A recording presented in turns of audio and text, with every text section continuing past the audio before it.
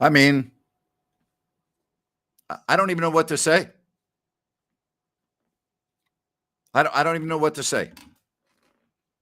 I really don't.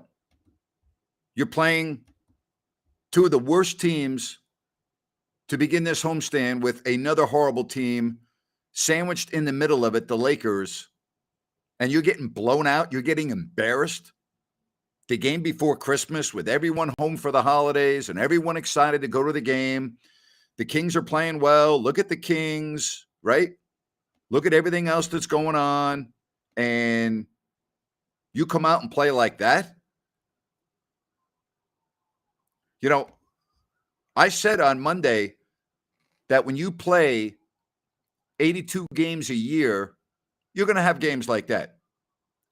But you shouldn't have two games like that in a span of 5 days. Wow. I mean, I don't really know what to say. Do you know what to say? I don't know what to say. This is embarrassing. This is not just like you lost to the Memphis Grizzlies tonight. No, you're getting embarrassed. You're getting embarrassed by the Washington freaking Wizards, who would come in losing 11 out of 12 games. And you're right, the defense is bad. It's pathetic. It is absolutely awful, terrible, embarrassing, absolutely embarrassing. I talked about it on Monday. I said that's going to happen in a span of 82 games. No problem. Move on. The Lakers, they're a terrible team. The Wizards are playing their third freaking game in 4 nights. They played last night in Utah. The Kings are getting blown out at home in front of their fans. How awful is that? Man, unbelievable. Ryan in Sacktown, I'm at a loss for words, my friend. Me too, Grant. Don't know what to say. I mean, I couldn't tell which team was playing their third game in 4th night at this point. It's absolutely unreal how they were playing tonight and how they played, still going. But where to start, Grant? That would be it. I mean, you wouldn't have expected them to be 1-2 on these 3 games on paper to start off the homestand. Absolutely not. Absolutely not. You know, I'm blown away. I'll be back to you in 1 second here. Yeah. Blown away.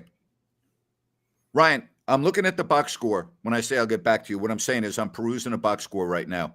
Yep.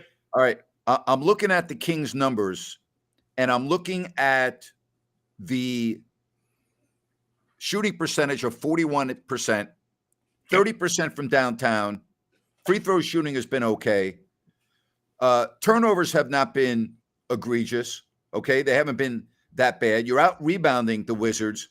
But you know what I'm looking at? I'm looking at the defense. Kyle Kuzma, you knew was good, 30 points. Bradley Beal, you know was good, 24. Porzingis started tonight, played 31 minutes, and did nothing. He was 1 of 10. Yeah. Okay? 1 of 10. You know, the only guy that plays night in, night out for the Kings is Sabonis. He didn't shoot the ball well. But look at this, 20 points, 15 rebounds, 10 assists. The guy's out there busting his ass, even on nights when he doesn't make shots. All right? And someone said Sabonis just got hurt. Don't even tell me that. Stop it. I'm following it on Gamecast right now because we're on the air and I'm not following it. Tell me what happened with Sabonis, everybody, because I don't have the feed on in front of me now. All right? Tell us what happened to Sabonis. Please, please. Wow. And somebody said, why is Sabonis even on the floor? Great point. Why would he be on the floor with 2 minutes left and the Kings getting blown out? Why would anybody be on the floor other than your, 9th, 10th, 11th, 12th, 13 guys, Well, Grant, we were having that discussion. Yeah. We were having that discussion the other night. Yeah. With, the Lakers game, with the Kings being up and still having those guys on the floor. I mean, they were out of this game. The opposite side. You should have your starters out. All right. He went to the locker room. It looks like one person said it's his thumb. The other one said it's his pinky. If it's on his offhand, not that big of a deal. You never know. Then a lot of times they get put right back in other times. So, again, some type of hand injury. The last thing the Kings need, you want to talk about the worst holiday season you can envision, Ryan? Yes. No, I'm serious. No, really. Sabonis Absolutely. getting hurt would be a nightmare. And so, Ryan, I hate to be negative here, but I'm going to call it the way it is. If you can't beat Charlotte at home, who had lost 8 in a row, and you can't beat Washington at home, who had lost 11 of 12 coming in, explain to me how you're going to beat Denver next week. You better hope that 3 ball's falling. That's pretty much your only hope, because Sabonis does all the rebounding for us. He initiates the offense. We have not seen this team play without Sabonis for a single game this season. So we don't know what to expect, but those would be the things that jump out in my mind, Grant. What about you? Yes, there are a lot of things that jump out at my mind right now. This right now is, do you think this is I said the game on Monday was the worst loss of the season. Do you think this is the worst loss of the season? Yes. I think this is worse. You're playing a team. Again, here's the other thing, Ryan. Charlotte had played the night before in Denver. All right. The Kings got them on a back-to-back. And so the excuse was, well, the Kings just got back from a long road trip. Okay. Let's use that for sake of conversation. Ryan, what's the excuse tonight? There is no excuse. To me, this is the worst loss of the season. They shot 25% from 3-pointers in the first half. The bench only gave them 9 points, and then you allow the Wizards to come out on a 16-0 run to start the third quarter. How about that? 16-0 run. Yeah. Grant, as a fan sitting back and watching the game, there was never a point since that run in the second quarter by the Wizards that I thought they were going to get back into this. Not one time. Nope. Yeah. Nope. Unbelievable. We're coming to you courtesy of New Works Plumbing of Sacramento. Locally owned for over 20 years, New Works has a fix for you for your plumbing needs and repairs. Just go to sacserviceplumbing.com. What an awful performance. 125 to 108, couple of seconds left. And so now you're going to go right back down to 3 games over 500. And, oh, yeah, by the way, guess who's coming into town next week? The team with the best record in the Western Conference currently, the Denver Nuggets, okay? And the Denver Nuggets are here on back-to-back games. And I'm not a betting man. I was wrong on this game. But I would say it's highly unlikely that you're going to beat the Denver Nuggets on back-to-back nights. I could see you beating them one night, but I don't think you're going to beat them in both games. And then you have Utah coming in. And then, oh, guess what? Guess who got back for the Memphis Grizzlies tonight? Desmond Bane is back for Memphis. Guess where Sacramento is to start the new year? They are in Memphis to take on the Memphis Grizzlies. All right? And if you don't think Memphis is very good, with Desmond Bane back on the floor, they are in Phoenix right now. You want to hear this score? Memphis 108, Phoenix 81. Merry Christmas, everybody. Pouring it on. Grant, when you say, and you brought up the Denver games, all I can think about is the road game in Philadelphia with what Embiid did to us. And that was with Sabonis on the floor. Let's play a hypothetical here that this pinky may have an issue and he is out for both of those Denver games. Who in the hell is going to guard Jokic on the Kings right now? Who are you going to throw on him? Yeah. And Desmond Bane in that first game, Cody's right, destroyed Sacramento. He was not in the lineup for the game that the Kings won in Memphis, which, by the way, they had to hold on at the very end. They almost blew a big lead there. Again, I'm okay with a bad loss every now and then. It's part of the season. I get that. I am not okay with the bad loss tonight. Okay. You just had your bad loss on Monday. And it's never difficult to get up for the Lakers, regardless of whether they're bad or good. And they're really bad right now, like really, really bad. Tonight, everyone is in Sacramento visiting for the holidays. Okay, this is the festive time of the year for Kings fans. People only go to a game once a year, and it's normally right now on the night before Christmas Eve or this coming week. That's it. They don't go to any more games. They're home for college on the holiday. They're here visiting family and friends. Oh, we're going to go to the Kings game. We've got our tickets. No. I mean, 125 to 111, the final score. This game right here is inexcusable, and every player on that Kings team should walk into the locker room and look in the mirror and ask, what the hell happened? Because this is inexcusable. Oh, and think about this, Grant. 3 games in 4 nights for the Wizards. Like you said, they played in Utah last night. This is the 12th game of a West Coast predominant road trip. Who was more ready to go home for the holidays in this game? Usually that would be the road team. In this case, it was the Kings. Looking at that 16-0 run, Grant, the Wizards scored 25 points in under 2 minutes to start the third quarter. 25 points. They had 28 for the entire first quarter. Unbelievable. I mean, really, I don't know what else to say other than unbelievable. 125 to 111. And I'm looking at some of these messages coming in. Yeah. And you know what? Sea Dog says the same old Kings.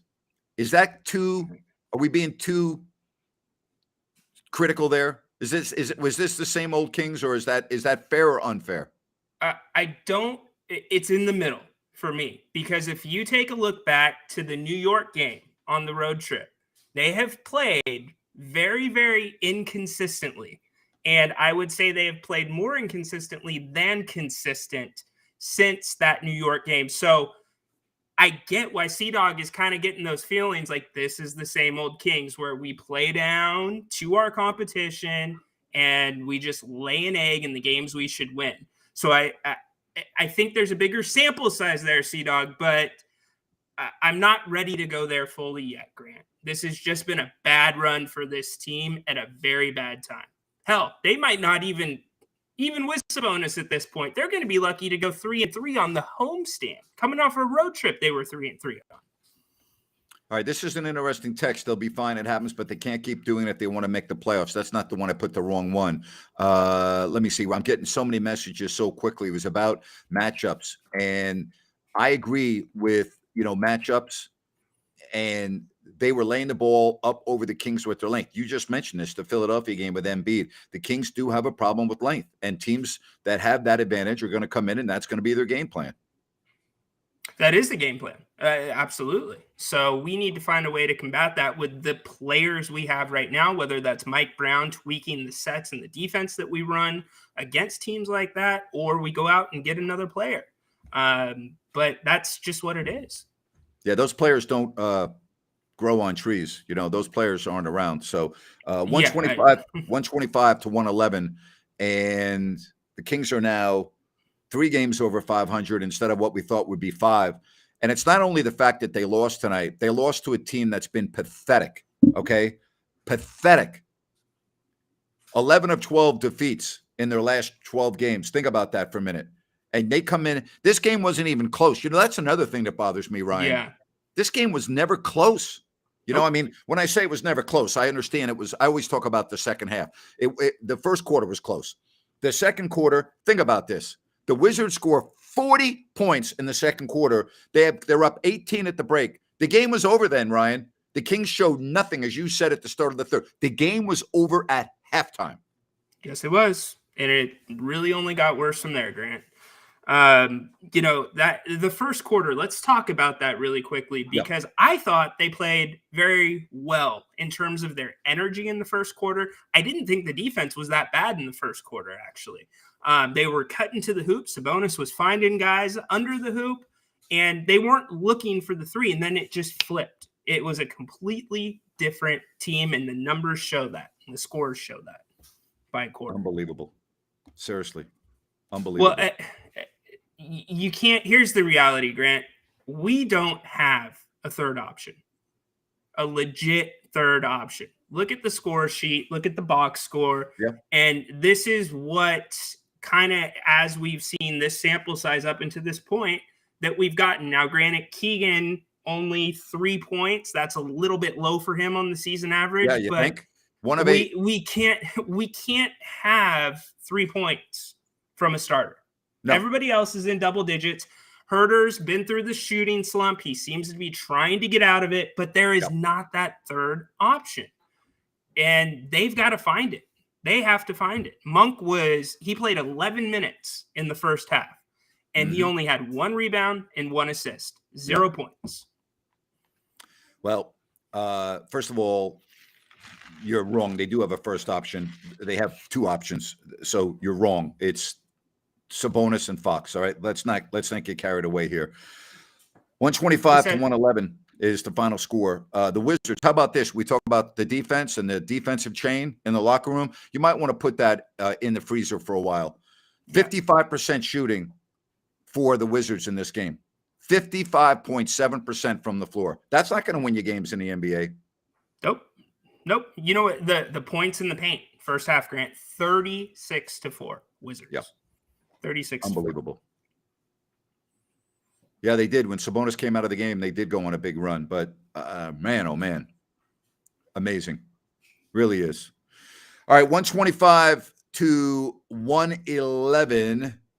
And I didn't watch Chris Miller and Drew Gooden. I didn't even realize that. I don't even know who Chris Miller is. Chris Miller, who's that? I don't even know who that is. Yeah. I knew Drew Gooden, but Gooden, yeah, they should have never gotten rid of Steve Buckhantz. He was one of the best in the league, and don't even get me started on that. Oh, gosh. I still can't believe the Kings lost this game and the way they lost it. I figured, okay, you know what? I could at least see it being close in the fourth quarter. This game was over when the fourth quarter began. It was over. And here's the other issue. And you're right about this, Sea-Dog. We have to wait and see what the word is on the injury that happened to Sabonis at the end of the game when he left the floor. We have not received any word yet. We need to wait until we hear. Yeah, I'm sure we'll get some type of quick update from Mike Brown. It'll probably be the whole, we're not sure yet, he's being looked at. But even if, let's say, worst case, it's dislocated, what is Sabonis so great with? His hands, right? His hands and his footwork. And that means every time he catches a pass, every time he's defending, trying to go up and block a shot, he is going to feel that every time he rebounds. So that's a really, really bad place to have an injury for the style of play that somebody like Sabonis plays. Now, I will also say, in my experience, there are many players that have finger issues, dislocated, and they play and they can play with, out any interference. So we'll see. Okay. I don't want to speculate on something as important as this. All right. Yeah. No, you're right, Grant. I mean, we need to wait for the information to come out 100%. All right. Yeah. Hit the thumbs up. I really appreciate that. And someone said this team can't win a game without Sabonis. Well, we don't know that because he hasn't missed a game yet this year. So, let's just wait and see. All right. Bad losses, though. You lose to Charlotte. You lose to Washington, the two worst teams in the Eastern Conference. And guess what? You lose on your home floor. Yeah. I mean, it's unbelievable. Yeah, that's what's even more confounding. This game, going back really quick, when you said you could see it being close, I could see them getting caught in a good game if Porzingis was playing and, Kuzma has a good game.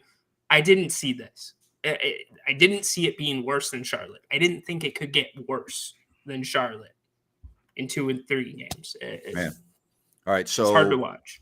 Again, we are waiting for any word out of the Sacramento locker room. I'm following a couple of people that are in the game right now, in the locker room right now. And as soon as we get word, we will pass it on. So, it's just, and again, you know what? That's fair criticism. Why is he on the floor in a game that you're getting blown out with 2 minutes left? Explain that to me, would you please? Really no excuse, to be honest. I mean, I can see a coach's view where you want to try to come back because the coach may get criticized for pulling his starters early. You don't know, but the way the Wizards were playing, the way the matchups were, that's a good time to get Keita some playing time. That's a good time to get Metu in there. Let them get some run at that point. Call the dogs off and get ready for Utah. All right. Good to have everyone here on the stream. Wish it was better news. That second quarter, the 40-23 quarter, you're down 19 at the break. And you know what? I'll tell you, Ryan, when I saw the score at halftime, I'm like, no problem. The Kings are going to come back and win this game. They're always down by this. Like the Kings being down 15, 20 points doesn't seem to be an issue. But that's not a good recipe for success. It really isn't. Well, it's the recipe where you're relying on the 3 ball to come back. Let's be honest, Grant. And when you're shooting the 3 ball at a low clip like they were, what else are the Kings going to default to at that point? It's, yeah. Oh. I didn't think we'd be having this conversation tonight. I did not. Really didn't. I thought, listen, again, we talk about a bad game. You're going to have bad games during the year. You should not have 2 bad games in the same week on your home floor against 2 of the worst teams in a conference. That's the difference here. Okay. That's the difference. Yeah. And now you're going to see one of the best teams in the conference 2 nights in a row. And what would be to you, Grant, the one common denominator between those 2 losses against the 2 bad teams at home? Poor defense. All right. And we keep on hearing about the defensive belt that they're handing out in the locker room, the chain, and Mike Brown. And Mike's been very honest about this when they don't play their defense.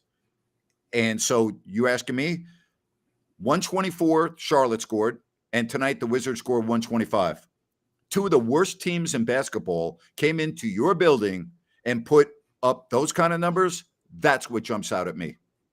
Yeah, it's defense for me as well, and some small things that jump out. And one thing you can look at it with the Lakers game, they took a few charges, right? They were anticipating, they were in position. In the loss against Charlotte and the loss tonight, they just seemed out of position, a step slow, which caused them to make bad plays on defense. How many 3-point shooters did we foul tonight? 2 or 3. You know, getting caught on backdoor cuts without help coming. Just a step slow, and it's inexplicable. It is inexplicable. 125 to 111. Grant and Ryan here breaking it down on the Kings postgame show. And, you know, Malik Monk said it best after the game. They just punked us tonight. Still waiting word on any update for Sabonis and his injury that occurred as he was walking off the floor. Kings play 2 games back-to-back coming up after Christmas with the Denver Nuggets, okay? The Denver Nuggets. And you want to talk about matchup issues? The Kings have played Denver well, but Nikola Jokic is the real freaking deal, okay? And I'm going to show you I'm going to look at the standings right now in the Western Conference of the NBA, all right? And we're looking at Denver is 20-11. They've won 3 in a row. Memphis is 19-11. And Sacramento with the loss falls to 17-14, but still in 6th. But here's the number I don't like. Sacramento was only 5-5 in their last 10 games. Yep. That's the worrying number, especially with the Western Conference as close as it is coming into tonight. What, they were 2 games out of first and 2 out of the 10 spot? Yep. Now they're 3 out of first, and they're only, you ready for this? They're 3 out of first and 1 game or 2 games out of 10th. And the way they're playing, and we hope not, hopefully they can turn it around. The Kings have been known to do that this season and come out well against Denver. But, you know, you take 2 losses there. Look, we could be looking at out of the playoffs and over 500 still. And that's a really tough pill to swallow. I mean, there was a lot of high expectations for this homestand. Like, this was supposed to be that coming out show, right? Yep. Wow. That's brutal. I mean, that really is. Absolutely brutal. And you're right about Nikola Jokic. He's going to get his. He always does. You know, that's what good players do, you know. Unbelievable. Seriously. Unbelievable that the Kings lost this game.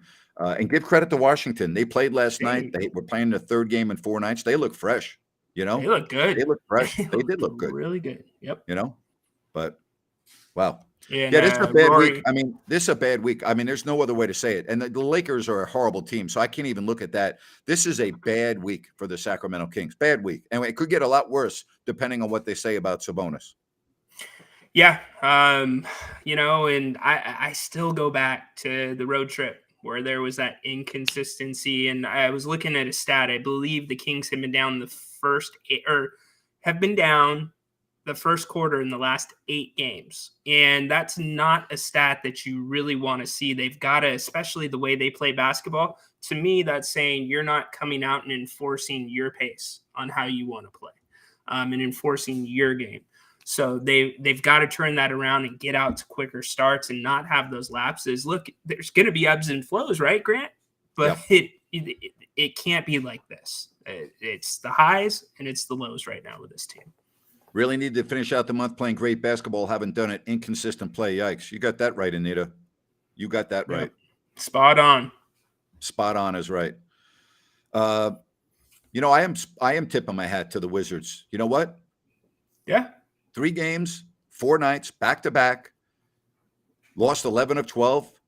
And you're right. We should give some credit to them. You're exactly right. And the Wizards are, their record and their recent play shows and tells you that they are pathetic. Okay. So, let's not give them a pass because they played well tonight. They've lost 11 of 12 games coming into this one. Well, they're not winning a lot of games, but one thing they did tonight is they didn't let their foot off the pedal. So that's where you can give them some respect and some credit. They did not let up whatsoever on the Kings. Again, the Kings lose. Still waiting word on what might be going on with Domantas Sabonis.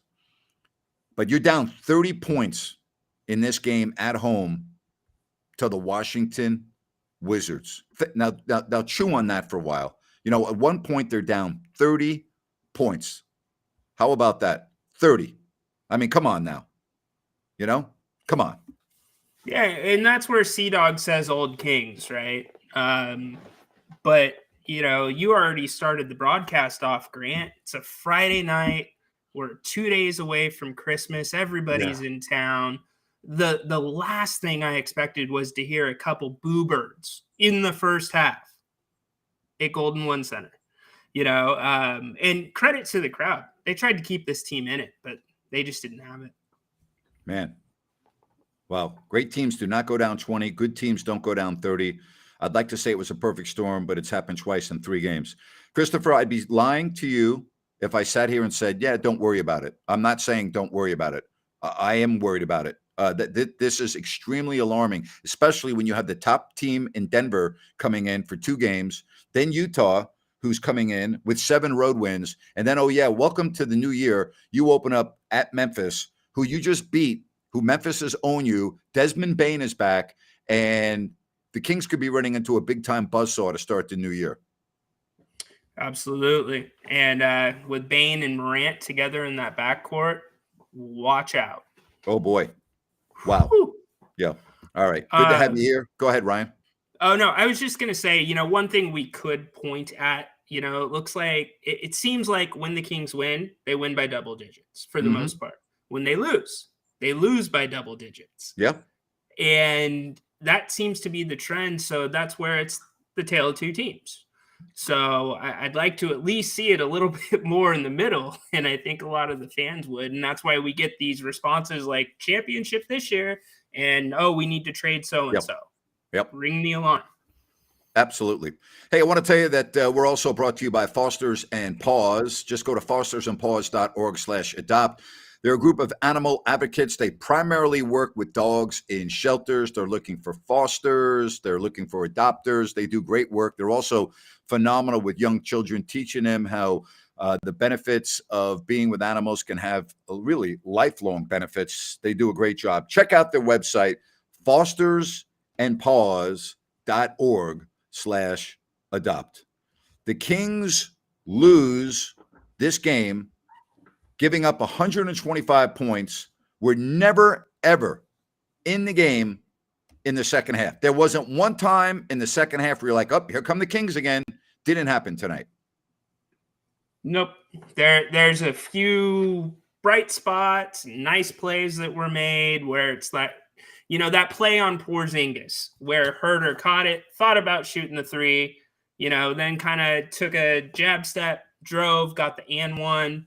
That really got the crowd going. Like, okay, maybe we can do something. But beyond those tiny little moments, nothing, Grant. They were just so far out of it. They were in a different world. All right, so you got Nikola Jokic coming in next, and the Denver Nuggets, back-to-back home games. And, you want to know what a disaster would be? Here's a disaster for you. No Sabonis, and again, I don't know that. I'm just saying that would be a disaster.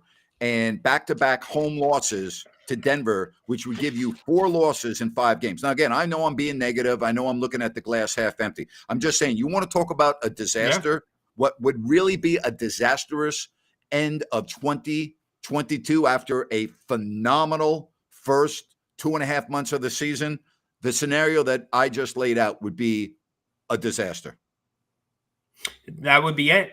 They hit the road a little bit more after that, and without Sabonis, it's kind of the fear of the unknown, right, Grant? He's done so much for this team, and we haven't been without him one time. Triple-double tonight, so let's First of hope. all, there is such a thing as a bad NBA team, Brian. There are a lot of bad NBA teams. The Kings have been a bad NBA team for 16 years. I know what bad NBA teams are, okay? They haven't been that bad for all 16 of their years lately, but I'd say out of the 16 years, they were real bad for 13. So trust me, if anyone knows about are there bad teams in the league, I'm the expert in bad teams, because when Ralph Lawler retired, the only voice that the LA Clippers had ever had, the longtime voice of the Clippers, guess who led the league in losses? Oh, that would be Grant Napier. Yeah, so I know all about losses and bad teams. So trust me, there are bad teams in the NBA. I beg to differ. Wow. I don't know what else to say, buddy. Do you want to add anything before we say the heck with this and we start enjoying our holiday weekend? Yeah, not really. I mean, I'd like to know what's going to happen or get an update, but that's not on our time. Well, we can stay on for a couple more minutes and see. I'm following a couple of different people, and so I'm happy to do that. I'm happy to stay on for a little bit longer and see if we can get an update on Domantas Sabonis. So I'm following a couple of the people that cover the Kings on social media, and as of right now, I have not seen anything. Yeah, so we'll wait for a couple of minutes. Absolutely. Oh, So let me ask you this: you called a 30-point comeback. 35 by the Kings, 35 points in Chicago. Was there a point at that game or in that game where you said there's no way they were going to come back, and it happened? Yeah, I remember the Kings were down 35 and they called the timeout and they were huddling around Paul Westphal. And I said to Jerry, I said, what, if you're Paul Westphal, what are you telling the guys right now? And he goes, I'm telling them, don't worry about the scoreboard. Don't even look at the scoreboard. You just go out and play. And when we asked Paul Westphal after the game, that's what he was telling the players. And there was I remember with about 7.5 to 8 minutes left in the fourth, I could sense everything changing, including the crowd, the huddles, the exasperation or the enthusiasm and the excitement on the Kings bench. And at that point, I was like, you just never know. Let's keep on playing. And the final 5 minutes of that game was just incredible. Absolutely incredible. I mean, cool. Tyreek was unbelievable in that game. They could not stop him. It was an incredible 35-point comeback. Connor, you remember that, right? And you know who else was really good in that game? Ime Udoka hit some huge shots in that game, but the play by Tyreek Evans was unbelievable. Incredible. Oh, yeah. That's an all-timer for sure in terms of comebacks. Yeah, especially absolutely. Here in Sacramento. Wow, I still can't believe that we're talking about this type of a game. Kings were not competitive. They get blown out, and the final score of 125 to 111. Yeah. And Justin, you were right about Paul Westphal. Unfortunately, he had DeMarcus Cousins as a rookie who was the worst rookie I'd ever seen in the history of all my years. I've never been around a more unprofessional, idiot, destructive force than DeMarcus Cousins, and it was disgraceful how he treated Paul Westphal. It was absolutely the worst thing that I had ever seen, and I really mean that. It's the worst thing I'd ever seen. How did the organization align when that was going on, Grant? Were they behind? Not good. It was not good. I didn't feel that Paul Westphal had the backing that he deserved, and the worst thing that the Kings ever did was Tyreek had been Rookie of the Year before. And I don't know if you remember this, but at Arco Arena, when you were driving in, they had 2 huge sheets over the side of the building, one of Tyreek and the other one of DeMarcus. And that really pissed off everyone in the locker room that you're giving this immature, malcontent, that type of marketing love before he even stepped on the court. That created a lot of problems. The coaches were not happy about it. The players were not happy about it. And that just goes to an organization. And this is why I always point to Pat Riley. Organizations that are run by one individual that makes the decisions, that type of nonsense, that type of childish act would never happen in Miami.